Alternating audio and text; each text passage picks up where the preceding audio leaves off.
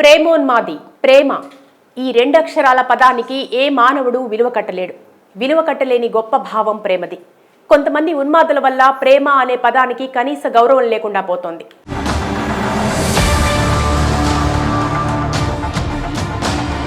ఇలా చెప్పడానికి ఇటీవల జరిగిన ఒక దారుణమైన ఘోరం సాక్ష్యంగా నిలుస్తోంది.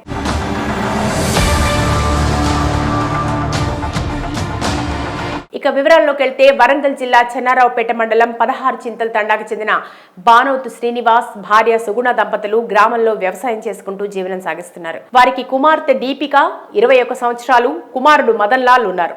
దీపిక హనుమకొండలో డిగ్రీ చదువుతోంది. ఇంటర్ చదువుతున్న రోజుల్లో మహబూబాబాద్ జిల్లా గుండెంగ గ్రామానికి చెందిన ఆటో డ్రైవర్ మేకల నాగరాజు అలియాస్ బన్నీతో పరిచయం ఏర్పడింది. వారిద్దరి పరిచయం కాస్త ప్రేమగా మారింది. పోయిన ఏడాది నవంబర్లో ఇంట్లో చెప్పకుండా హైదరాబాద్కు వెళ్లి రహస్యంగా పెళ్లి చేసుకున్నారు. తమ కుమార్తె కనిపించడం లేదంటూ దీపిక తల్లిదండ్రులు హనుమకొండ సుబేదారి పోలీస్ స్టేషన్లో ఫిర్యాదు చేశారు. పోలీసులు కేసు నమోదు చేసి విచారణ చేపట్టగా వారిద్దరూ హైదరాబాద్కు వెళ్లి వివాహం చేసుకున్నట్టు తేలింది. వెంటనే తల్లిదండ్రులకి సమాచారం అందించారు.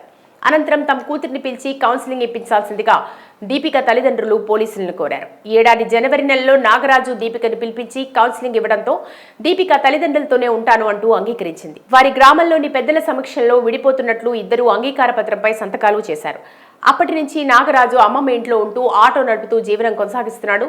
దీపిక తల్లిదండ్రులతో ఉంటోంది. ఆమెకి రెండో పెళ్లి చేద్దామని తల్లిదండ్రులు వేరే సంబంధం నిర్ణయించారు. ఈ వార్త తెలుసుకున్న నాగరాజు భరించలేక గురువారం మధ్యాహ్నం 2:30 గంటల సమయంలో వేట కొడవలతో దీపిక ఇంటికి వచ్చి అక్కడే ఉన్న శ్రీనివాస్ సుగుణల్ని పైశాచికంగా నరికేశాడు. అడ్డొచ్చిన దీపికను ఆమె సోదరుణ్ణి విచక్షణారహితంగా దాడి చేశాడు. వెంటనే నాగరాజు అక్కడి నుండి పారిపోయాడు. ఇది గమనించిన చుట్టుపక్కల వాళ్లు వచ్చి చూడగా సుగుణ అక్కడికక్కడే మృతి చెందింది. శ్రీనివాస్ను ఆసుపత్రికి తీసుకెళ్తుంటే దారిలోనే మృతి చెందాడు. దీపిక ఆమె సోదరుడు ఆసుపత్రిలో చికిత్స పొందుతున్నారు. నాగరాజు హత్య చేసినందుకు పోలీసులు పలు సెక్షన్ల కింద కేసు నమోదు చేసి అతని కోసం గాలిస్తున్నారు. మరోవైపు దీపిక కుటుంబ సభ్యులు, బంధువులు, గ్రామ ప్రజలు నర్సంపేట ప్రధాన కూడలి వద్ద నిరసనకు దిగి తక్షణమే నాగరాజును పట్టుకుని ఉరి తీయాలంటూ డిమాండ్ చేశారు.